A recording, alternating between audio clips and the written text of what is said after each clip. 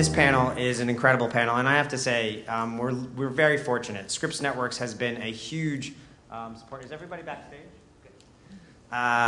Just checking. Scripps Networks has been a huge supporter of ODI since day one. They've been incredibly generous to us with their time, with their resources. The executives there have all really reached out and been mentors of people who have come to the students who have come to the conference. They've been on panels.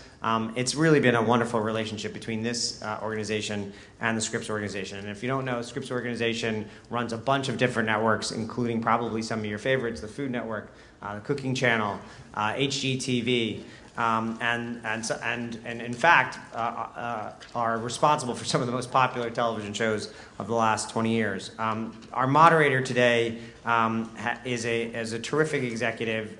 She's the Vice President of Human Resources for Scripps Networks. She's the primary liaison to the company's Food Network and Corporate Development divisions here in New York. She's responsible for the day-to-day execution of key HR initiatives, including talent management.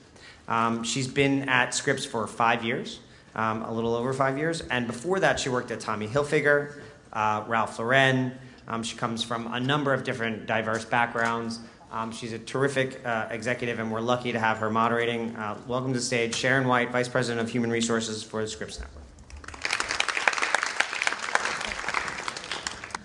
Good morning. It's so great to be here with you.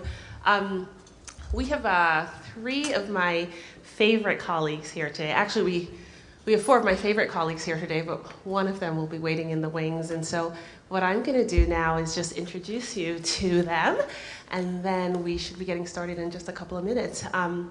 The first person I'd like to introduce is Tammy Franklin, and Tammy Franklin is our EVP of Digital, and she actually joined Scripps in 2009 in content distribution and affiliate, and in the last couple of years, her role has really been to shepherd our online brands like foodnetwork.com, cookingchanneltv.com, HGTV.com, DIY, etc. And Tammy runs a team that creates both content for online, but she also does all of the operations and productions for our online initiative. So I just want to welcome Tammy Franklin.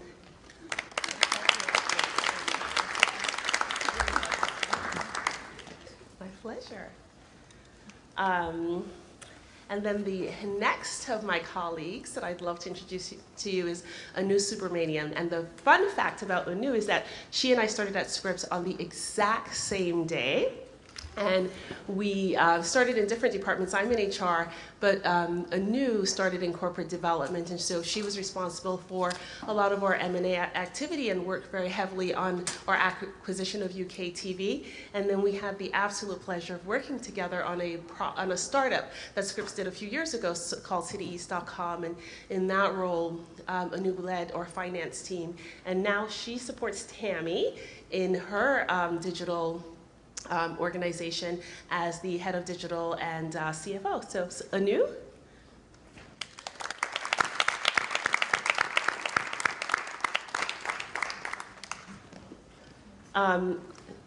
So the next guest, I think, is Michael Smith. Oh.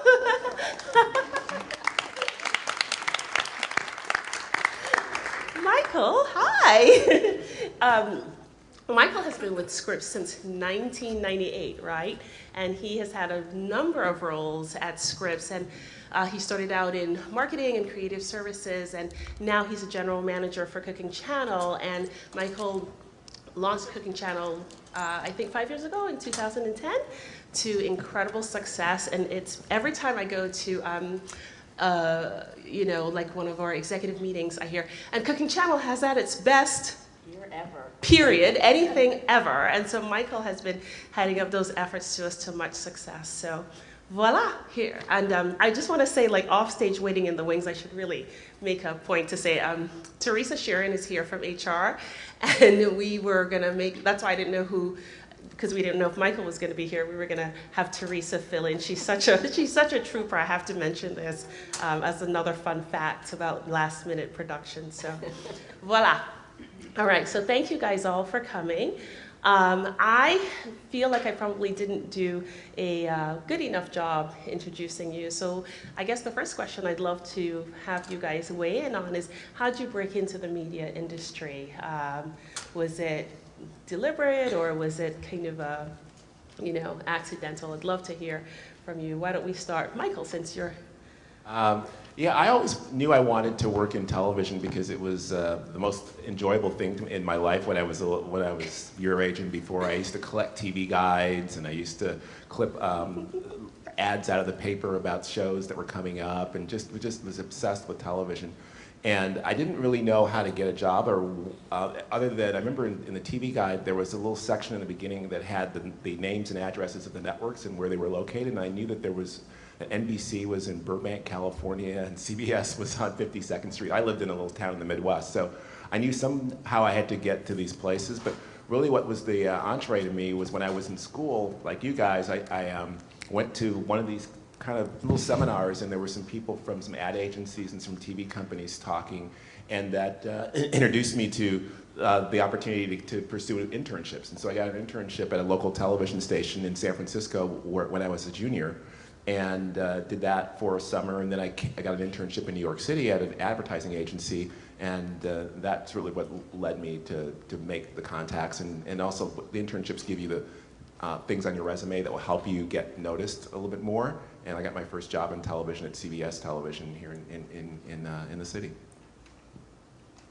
How about you, Neil? I had, I would say, a little bit of an untraditional entry into media. I never set out to, collect TV guides and get into media the way Michael did. I started my career as an accountant, and then I transitioned into banking. And when I was starting in banking, I had the option. My background when I was an accountant was in auditing big manufacturing companies, and that's all I knew. And so when I was getting into banking, I just felt like I just knew that sector really well, and I should get into the industrials group at Citigroup back then. And I had almost gotten to finalizing my position there when suddenly a position opened up in the media group in Citi as well, in banking. And then literally overnight, I thought about paper manufacturing and doing cool stuff in media, and I said, you know what, I want to do media. I didn't know anything about it. I started from scratch. But I think literally within 6 months of me getting to know the sector, I knew that I wanted to stay in the industry, and then I networked, and then I ended up at Scripps in more of an operational role. Yeah, I too didn't set out to be in media and entertainment. I do love journalism and reporting, though, so I majored in English and went to work for Knight Ridder newspapers right out of school. But it became clear to me pretty early on and during that interview process that as opposed to the reporting side of the business, which I still have a passion for writing and can still exercise that passion outside of my core job, but they thought that there was something that resonated with them on the business side, and they had a management training program for MBAs. It was rotated you through the various functions of a newspaper, and I thought that sounded pretty interesting. Why not? An opportunity to learn. And they said the reporting job was always there for me if that didn't work out, and really just never looked back on the reporting thing. Ended up going and getting an MBA, loved the strategic planning portion of that, and so worked for Bain & Company. It's a management consulting firm. In that, got some exposure to various industries, and then tried to get back to South Florida for personal reasons, and I knew a friend who worked for Motorola. And so I figured, well, I know strategic planning. I don't really know too much about this wireless telecom thing, but what strategic planning and the consulting teaches you is how to, dissect any industry really and learn it very quickly. So I figured, well, I could figure that out. Went to work for Motorola, fell in love with the telecom industry and just what was going on with wireless. And at the time, content on cell phones was becoming something of an issue. CNN and those folks were starting to put little tidbits of news and things on the phone, and I got a call from Turner Broadcasting, who was trying to really ramp up their efforts in that area to cut those deals with the Verizons and the Sprints of the time. And I had those relationships, so I went over to this media and entertainment business to do those deals. spent a lot of time on the wireless side, and then received a headhunting call for a job at Scripps. What I loved about that was it was a chance to really understand the core business, because in Turner I had been introduced to the media business not really through the core business, but through this ancillary effort to get on these new devices. But the pay TV industry, as you know, we still make most of our money from people watching our content on the television set. And so I had a chance to get involved in that side of the business when I came to Scripps. I thought it was important, if I was going to hang out in the industry for any length of time, to have some credibility and knowledge about how we make most of our money before I ventured back into the digital side of the house, which is really what I have a passion for. So spent some time doing deals on behalf of Scripps with Comcast to get our linear channels distributed, and now, Sharon had mentioned in the intro, as of January of last year, came back full circle working on the digital side of the house. Great, thank you. I always love to hear early career stories. I always find them to be some of the most fascinating. For these young folks who are kind of on the cusp of entering the workforce, what advice would you give to them today to tell them about finding their first job in media or breaking into the industry? Anu, do you want to start? I'm sorry, Michael. You know, I would say, you know, hopefully you're all here because you want to be in media and you're, you know, really interested in having a career there. You know, when I transitioned, I found that networking was one of the key things to getting in the roles that are interesting. So highly, highly, highly recommend just talking to people about how the business works. There are so many parts to media. Media is just not one thing, right? It could be digital, it could be cable, it could be content, it could be marketing. So find out what within media really interests you and really go for it. And just, you know, I think throughout today you'll hear people say, raise your hand and say, I want to do that, because that'll just get you in and find a way to get in, and then you can navigate your way through what it is that you eventually, you know, end up doing. Yeah, I found jobs 3 different ways throughout my career, and I think they're the kind of the 3 key ways that you can. One is through, as Anu was mentioning, the networking and meeting people. And one of my jobs I got just by sitting next to someone on an airplane who I noticed was reading a magazine about broadcasting and cable, and I just struck up a conversation with him, and I found out within the conversation that he worked at CBS and that there was an opening in his department that one of his coworkers had left, and that led to me getting a number of somebody to call in HR, and it led to a job. So the first way is just meeting people and putting yourself out there. And it's so easy these days with things like LinkedIn and you know, other social media and the ability to contact people. The second way is just reading ads, you know, and looking at listings for job openings and then applying for them. That's kind of the almost traditional old-fashioned way. But you know, I actually found the job at Disney that way by answering an ad for one job, which ended up falling into the hands of someone who turned out the job was already filled, but they gave their resume to somebody else within the company that was looking for something. And then the third way is just the old-fashioned cold calling and just pounding the pavement kind of method, where actually my job at Scripps that I got 17 years ago, the year before coming to Scripps, I sent out 100 resumes. I got a directory of all the TV networks in the country, and every Sunday afternoon I'd sit down for about 3 or 4 hours. This is before the days of everybody doing everything online. It's back when you used to do merge letters on Microsoft Word and then put things in envelopes and mail them out. So I set a plan to make sure every weekend I would send out at least 5 to 10 letters, and over the next 3 or 4 months I sent out 100 letters. Out of those 100 letters, I got 6 responses back. But out of the 6 responses, I got 3 interviews, and one of the interviews was with someone from Food Network. And then I've been working for Food Network and Scripps for the last 17 years. So I think that, you know, it can seem daunting sometimes, but it works. Yeah, I mean, so much about opportunity is just timing, right? Some of it's, obviously you prepare, hopefully your background, your education, your internships, your experience, you can do all of that. And Michael has a stellar background. So the fact that Michael gets, 6 returns, was that 6 calls back out of 100 is amazing. So that's just how tough it is out there. But I would say stick with it. A lot of it's just timing. So you need it to land on the right desk at the right time sometimes, so it's perseverance and that type of thing. I would also say be a little bit open as to your entry point, right? You might want to work in a particular department, but if you think you have a capability and you can get it done, get in, because there's nothing like getting inside of an organization, showing what you can do. Then you can kind of volunteer to help in some other areas that you're really interested in, and that leads to a position. So it's not always linear and straightforward. Sometimes you have to be willing to weave and dodge a little bit to get where you need to go. Thanks. Tammy, when you sit in front of a young person interviewing with you, what are some of the key things that you look for? Yeah, I look for natural curiosity. I think particularly in this business of entertainment, just being naturally curious, that they ask some questions. They're not just responding to things that I'm asking, but that they're striking up a conversation. They're interested about the industry and the business, and maybe our content, maybe some other content. That they're interested maybe in me as a person, because it just speaks to how they would engage colleagues, how they would engage potential partners, how they would engage potential production ideas. What level of depth and thinking do they have? So I would say natural curiosity is the thing that is most important to me. Obviously, you look for a certain level of intellect. You look for energy and passion, that they're very passionate about what they're doing. So I think those are probably the most important things to me. Thanks. How about you, Anu? You know, I think usually you assume a certain level of competence when people come from certain backgrounds.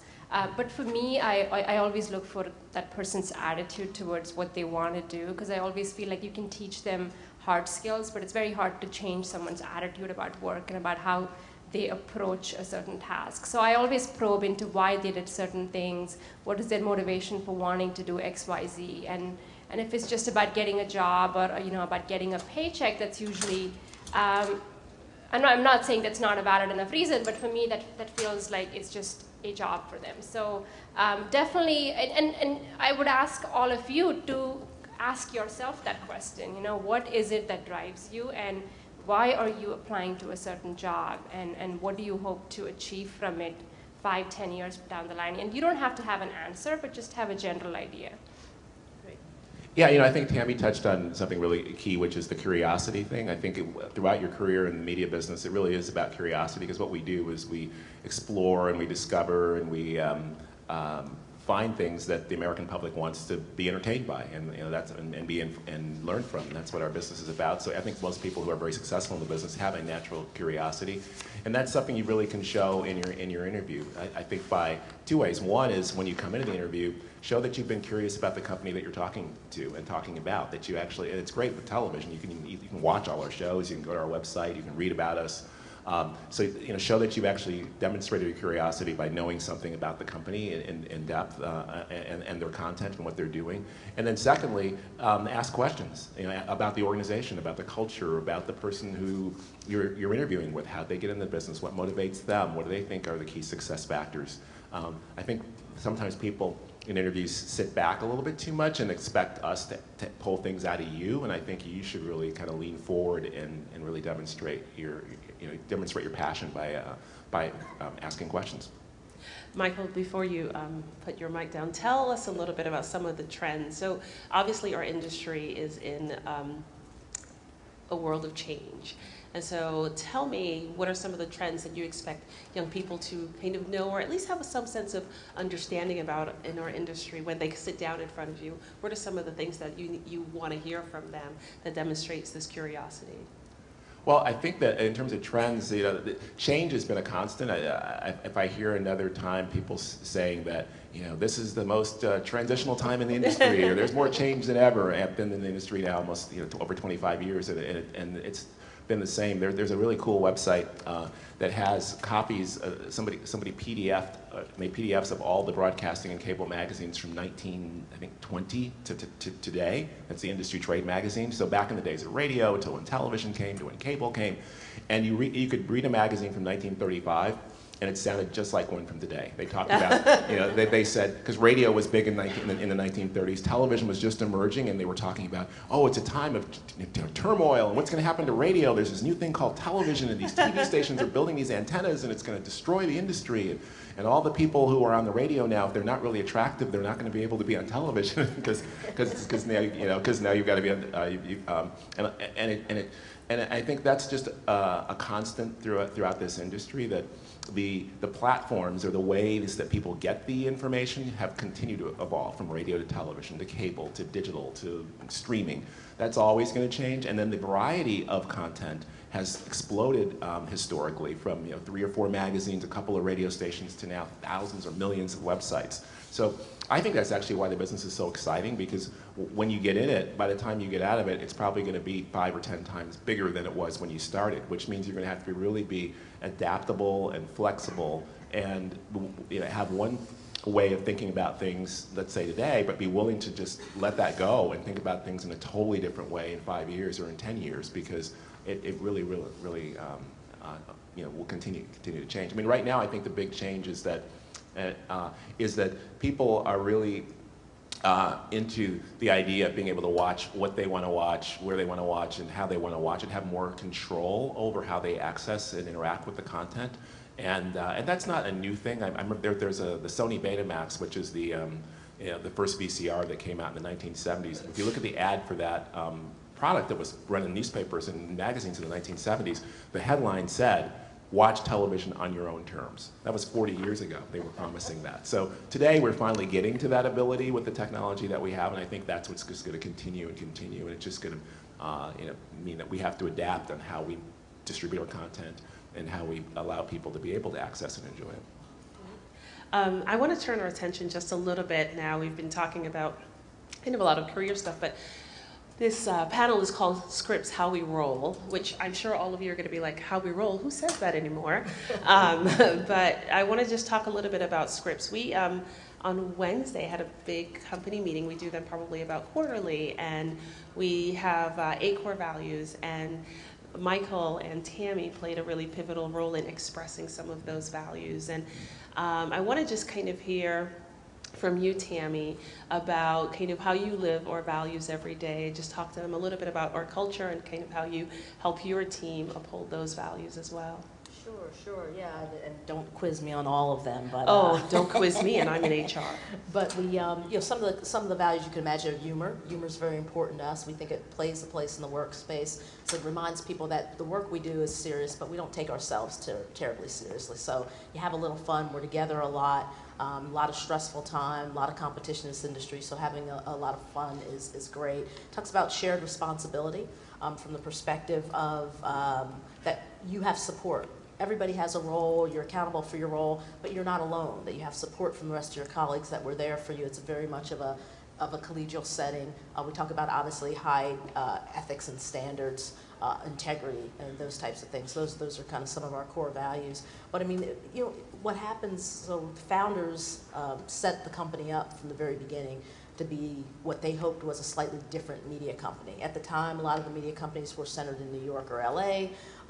You could argue that both of those coastal cultures tend to be maybe a little more serious, highfalutin, maybe a little less reachable, tangible for the average consumer out there. And we really set up a company that was about home and garden television at the time, where we wanted to set it up in a place where our employees could exercise the passion for home and garden. So we wanted to be not necessarily in a metropolitan area, but someplace where people had backyards and could do some of the things we were going to talk about on television.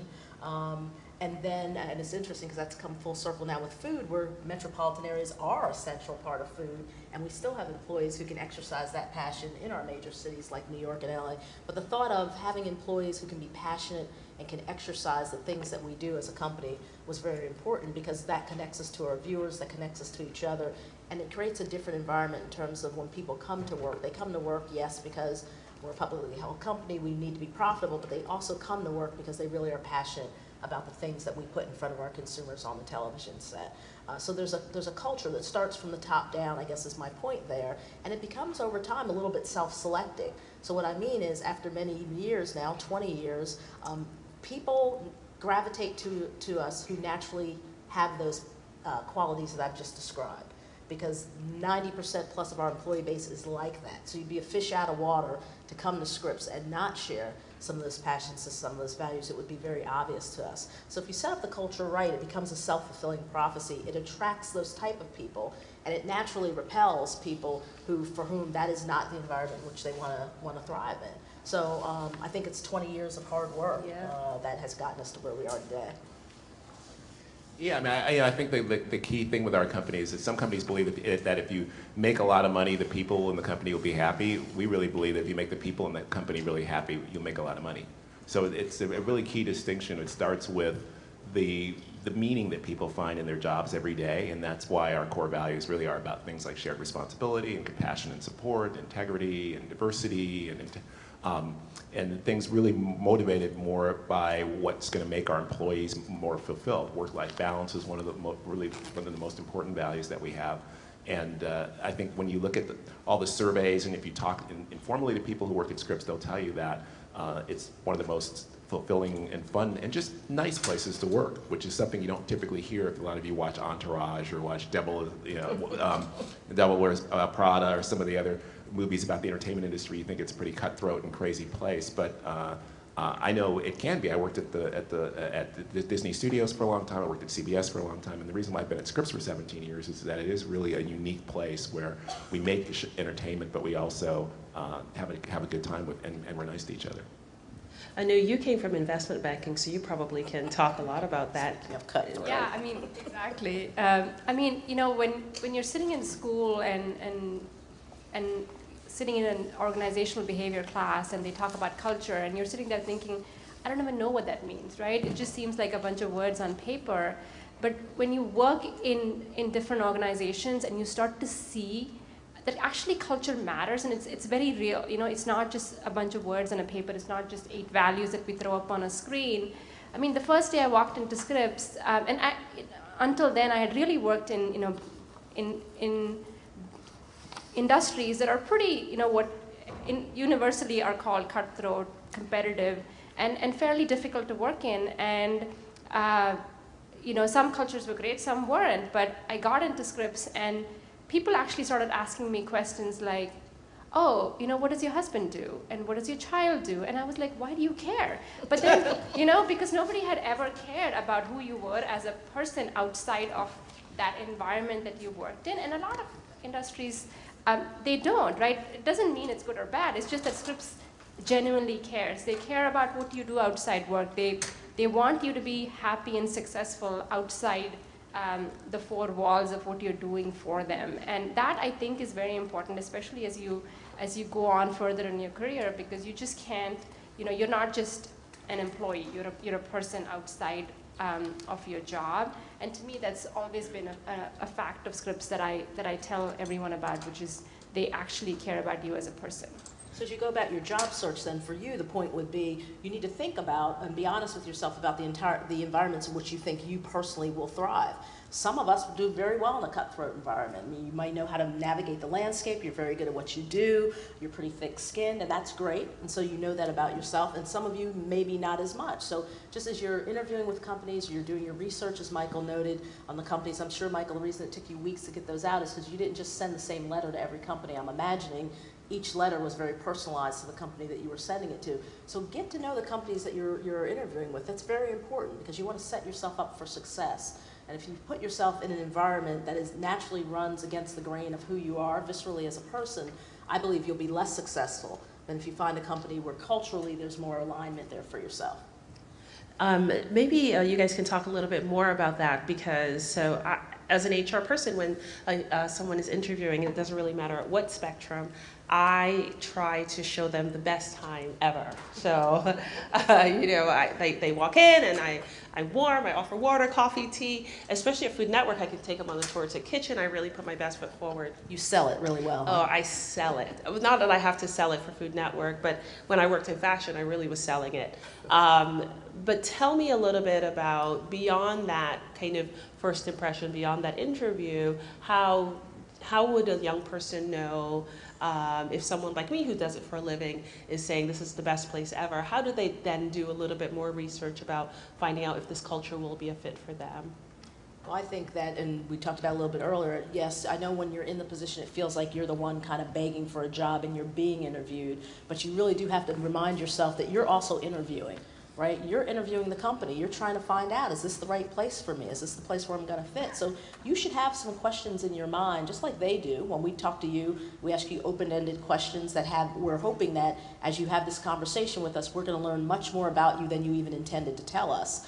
you should be thinking about that too. And when they send you off with that executive for lunch, or they have that roster of the 8 people you're going to meet with that day, think about the types of questions you're going to ask that are going to give you some insight into what type of an environment are you really going to expect to work in. Because yes, HR is there to sell you on that job. That manager wants to be able to make you an offer more than likely. So you have to do your homework as well and get beneath that surface. So think about the types of questions that you want to ask when you're having lunch with folks that can just reveal a lot more about the company for you. How many of you guys go to those websites where they rate my professor? Yes. Okay, so you guys, I wish they had that when I was a student. we had it, I guess, just sort of like hanging out with at keg parties, gossiping about professors is what we called it. But you guys, so that you can do that with companies, because isn't there's a site called Glassdoor.com where people rate companies and talk about their experiences, and employees give their comments. I think that's a critical thing to really investigate the company, because it's a mutual deal. We're investigating you to make sure you're the right kind of person for us, but you need to check us out too to make sure we're the right kind of person for you. One of the things that surprised me coming from fashion is how much mentoring plays a role in the media space. In fashion, we don't talk much about mentoring at all, and I got here and I realized that there was a whole world open up to me, and it took me a little while to kind of figure it out. But for young people here, if there's any advice you can give them anew about kind of finding a mentor, or formally or informally, what would that be?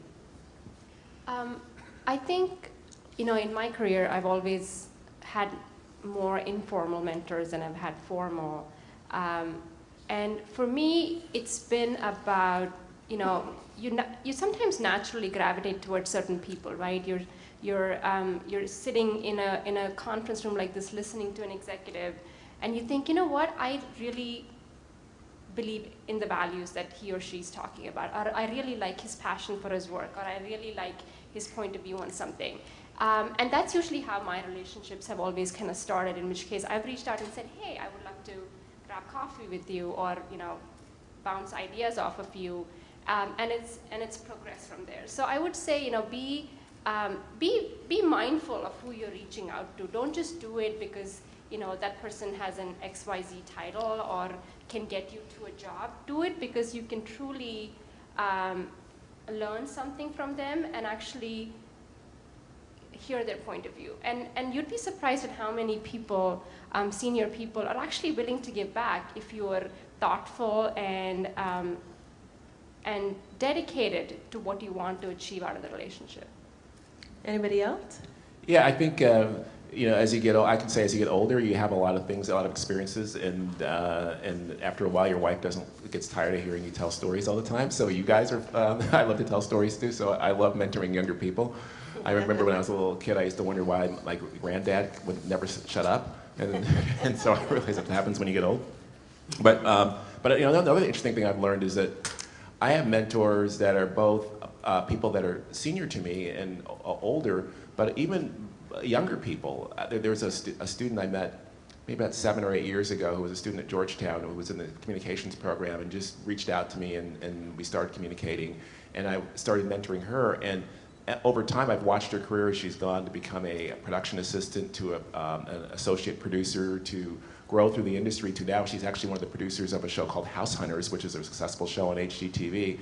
And to me, she's an inspiration and a mentor in my own career, because sometimes when I'm kind of losing my focus or losing my passion, I look at I look at Tori's career and the decisions that she's made, and it becomes almost an inspiration to me at times. So I think that the key is connecting with people who you feel like are role models, whether they're older or younger than you, but they're doing things that you find you can learn from and can be inspiring to you. And you'll be surprised that it's not just one person that'll mentor you through a career. It can be hundreds of people that don't even know you, an article you read about somebody, or a podcast that you listened to, or a person you heard on a panel.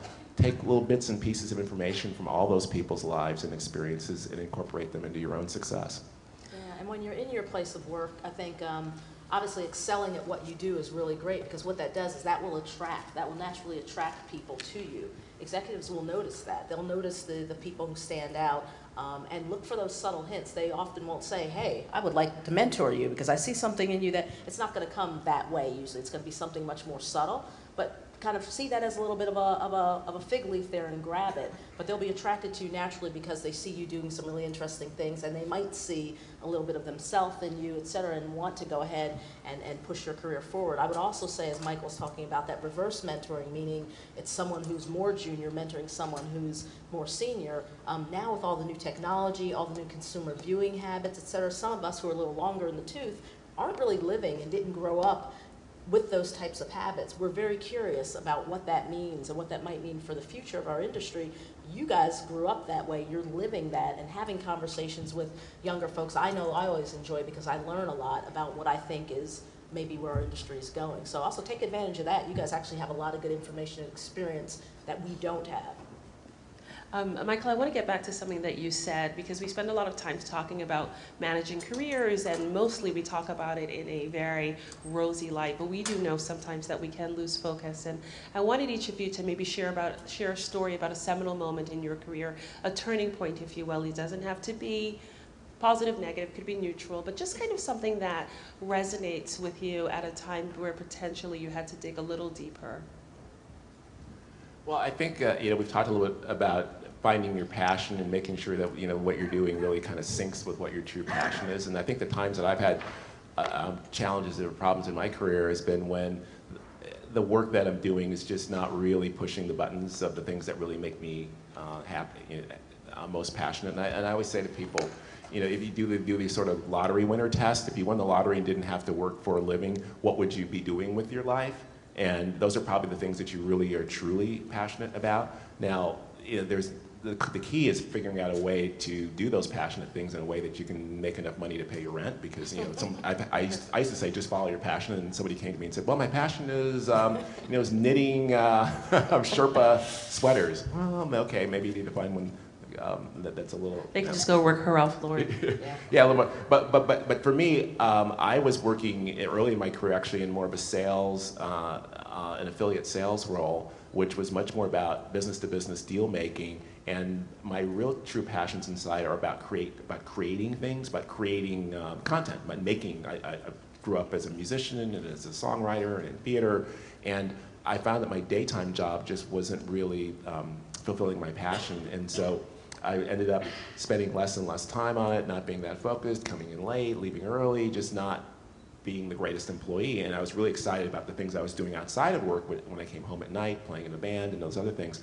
And it hurt my performance. And I had to have sort of a wake-up moment when I was up for a promotion for a job that I thought I should have gotten, but I didn't get. And it really forced me to look in the mirror and say, you know what, you really aren't, you're not doing as good a job as you can, and why is that? And so that made me kind of step back and say, do I need to really look for a different type of position that allows me to really be the best that I can be? So, and luckily, I was able to find one in creative services and in creative advertising, which would allow me to integrate more of who I was into my job, and then I was much more successful after that.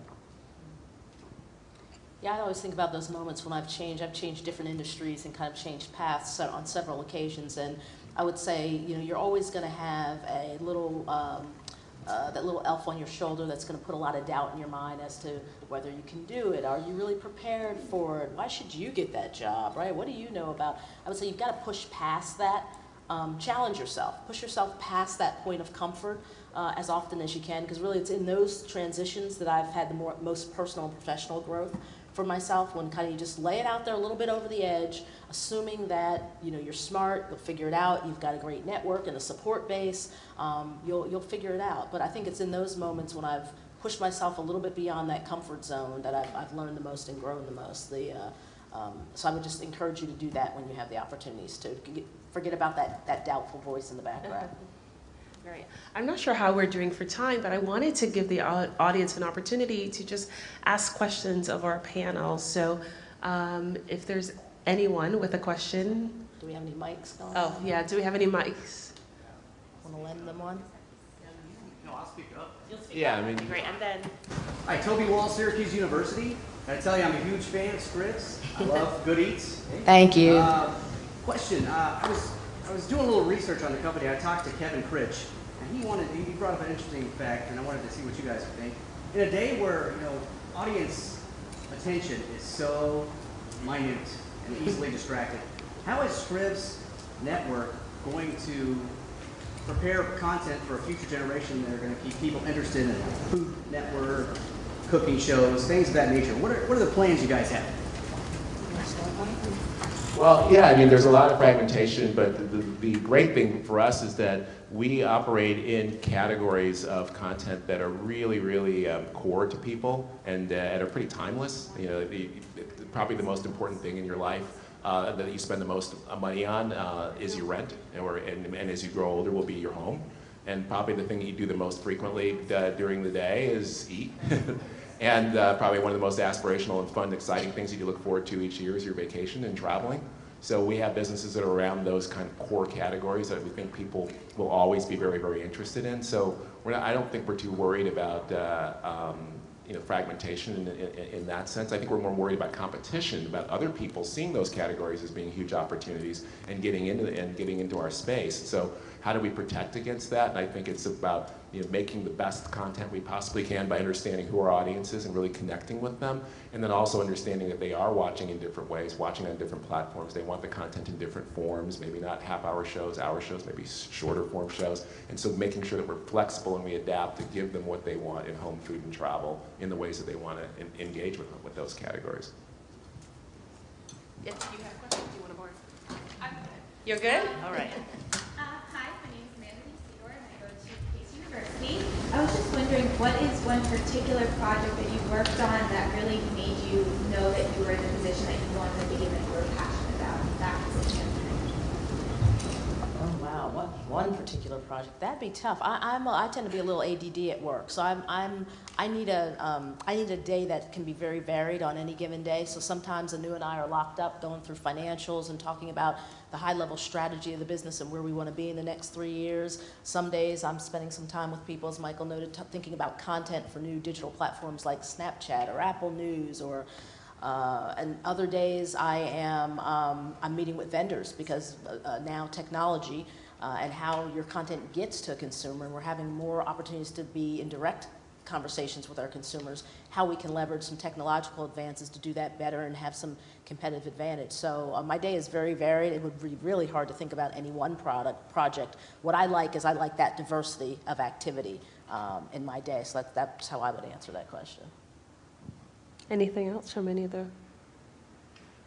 For me, it's just whenever I see the work that I do actually have an impact on people outside in the real world. So the things that really get me excited, when I used to work at Disney Channel years ago, was I worked on a block of programming called Disney's One Saturday Morning that had a bunch of shows like Doug and Recess and Pepper Ann, and I don't know if some of you guys grew up watching them, but that gets me really excited when I meet somebody in their 20s and they say, oh my God, I remember watching Pepper Ann, and they sing the Pepper Ann song, and I think about late nights in the studio when we were working on that show and working on the content, and then to see that there are other people all over the world that actually makes them smile. That has always been the most exciting thing. Probably today, the most exciting thing is when people say, oh my God, I love Dinner at Tiffany's, or I love Reverend Run's Sunday Suppers, or I love Good Eats. That it's probably the most gratifying, because when you're working on something and you're just in an office or in a studio or something and you don't really realize that it has an impact on the real world, and then you're walking down the street and somebody says, oh, you hear, like the greatest thing is when you're on a plane or you're in a restaurant and you overhear people talking about something that you work on, and that's just the greatest, I think, flattery to hear. Yeah, that never gets old. Yeah. Any other questions out there? Did I miss? Oh, great, sure. Hi. Jack McCormick. I'm from Syracuse University. And so I found that it's relatively easy to take orders from someone superior to you to implement their ideas or their initiatives. But for you guys are sort of at the top of the food chain, so to speak. Some of you are, and you have to be coming up with those ideas and initiatives. So I was wondering where it is you find yourself typically searching to get inspiration for new ideas, campaign plans, or new shows or anything of that nature. Yeah, for me that answer is everywhere. Well, one is I would debate a little bit. It's great to be able to take orders, and we all take orders. Even at the top of the food chain, there's always another, right? Even if you're the CEO, there's a board of directors oftentimes, so you're always taking orders from someone. But regardless of where you are in the food chain, come up with those ideas anyway. and find conduits to get those ideas up. Don't be fully satisfied with just taking orders. And I don't know I don't think that that's what you were implying, but I just wanted to make that point. But I will say I find inspiration ideas everywhere. As Michael mentioned, you're watching a show, you're reading a magazine. I'm always thinking about the parallels of other businesses, other industries, and how that might apply to what we're doing or what we're trying to do. So it's not even just, we read our own trade magazines, but when I read generic Fortune and Fast Company, and you're always thinking about, oh, that's interesting. How can I apply that kind of technology? Where might be some opportunities there? So this goes back to the natural curiosity, right? You're always trying to connect those dots in ways that at this level, what you're trying to do is you're trying to connect dots in ways that other people won't see, that other people can't see, for that strategic competitive advantage. And you leverage your people. I find inspiration and ideas in folks all the time. I take out a significant portion of my day is about having lunches and breakfasts with staff members of all levels, because I'm always amazed at the ideas that people have that they've kind of just been sitting on, waiting for somebody to ask them just to bring them forth. And those are always very useful too. So I think in all corners there are always great ideas. Yeah, I'd agree with Tammy. I think I'm a financial person, so I always care about the bottom line and how much money something is going to make us. But I think I think this is really where you need to have a really larger understanding of how the dots connect, because I think that's very crucial, especially in an environment like now when things are changing, to kind of see where the pull and push is. And if you know where the consumer is going, if you know what people are doing, whether it's on a mobile screen or on a TV screen, you can start thinking about how to change your existing business to kind of fit that. And so if you stay within the bubble of like, this is what I do and this is the world that I know, that's when the ideas stop flowing. I think to be constantly thinking about, like Tammy said, what are people doing? What are people watching? What's new in the marketplace? We hear about things like virtual reality. Okay, can that fit into our... We are constantly thinking about things like that, Tammy and I. So I think that's the key. I think the key is to put yourself out there and make sure that you're constantly iterating.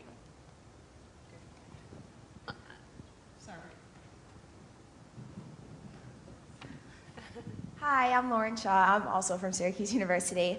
So I know that today's day and age, there's more and more cable networks emerging. There's more and more content out there. And with so much pressure, get the best ratings as possible and reach the most subscribers, I think it's easy for networks to lose their true brand identity. So how do you guys focus on staying true to your brand? Because I know that's something that Scripps Network as a whole does really well. Michael, why don't you kick that off? Yeah, how do we? Well, for us, it's all about brands. I mean, that's why we are who we are. Is that we decided that there are certain categories of television, home and food and travel that really resonate with people, and so we really try to stay focused, and that's why our brands have been successful. And then within those categories, we found ways to even segment even more deeply. Like within food, we saw that there was a side of food that viewers that wanted more, let's say, entertainment competition-based sort of MasterChef style shows, and then we saw that there were other viewers that wanted more cooking-focused type shows. So we have two different networks, Food Network and Cooking Channel.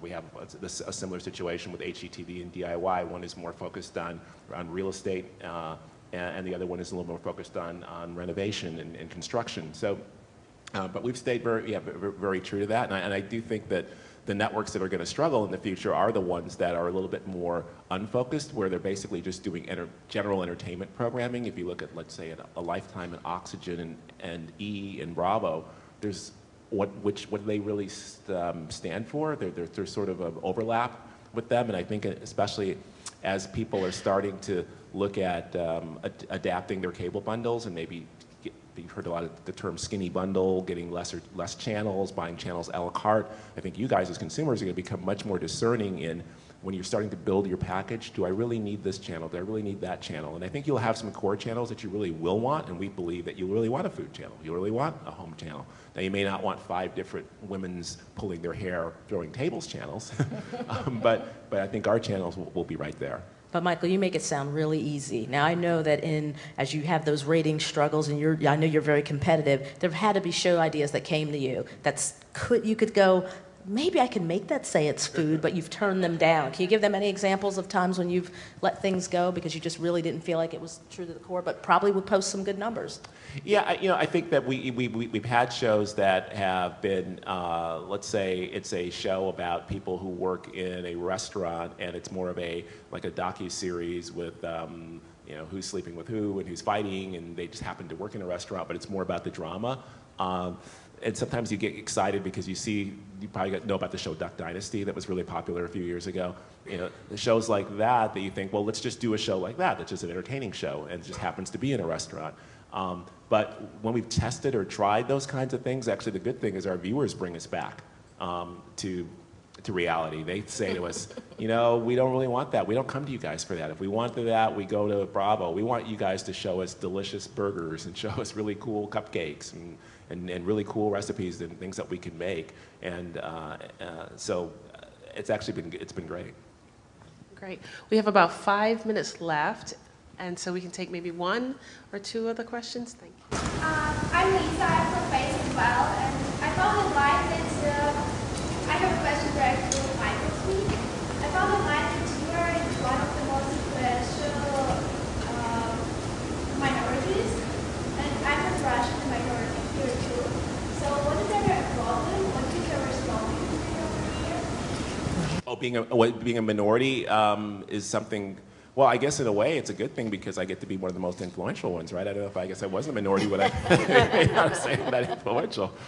No, I always think. I remember I had a boss about 25 years ago when I first got into the industry at CBS, and he said that you got to look at life like a card game or a poker game. Everybody's dealt a different hand, and you have to play with the hand that you have, and you can't feel sorry for yourself or use things as excuses.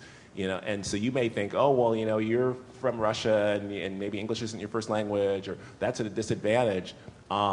But every single person in this room has something in their deck of cards that's a disadvantage. Maybe they came from a single parent home. Maybe they're dyslexic. Maybe they're whatever the thing is.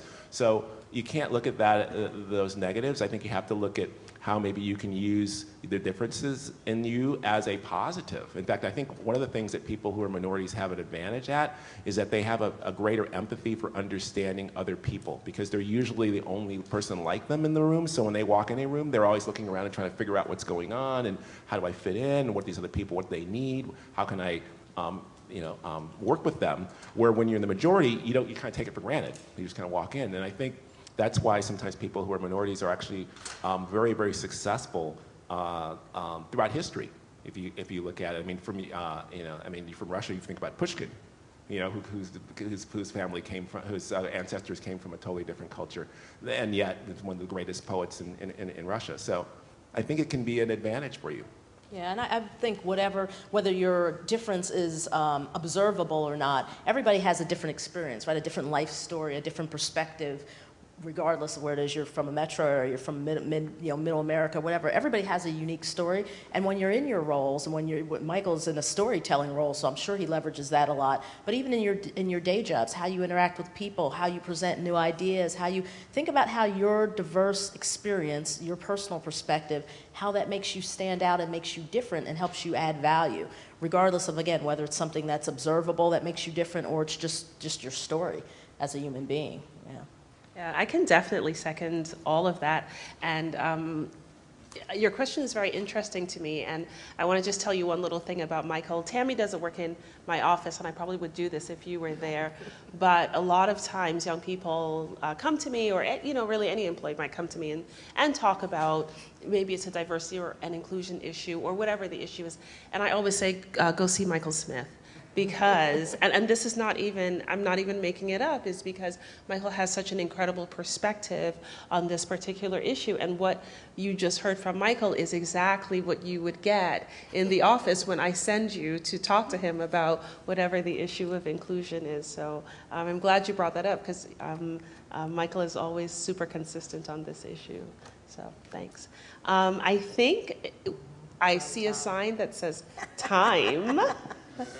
I can't believe that. Yeah, I want to thank you to all of our panelists. Thank you to the audience for participating. It's certainly been our pleasure to be here. Thank you.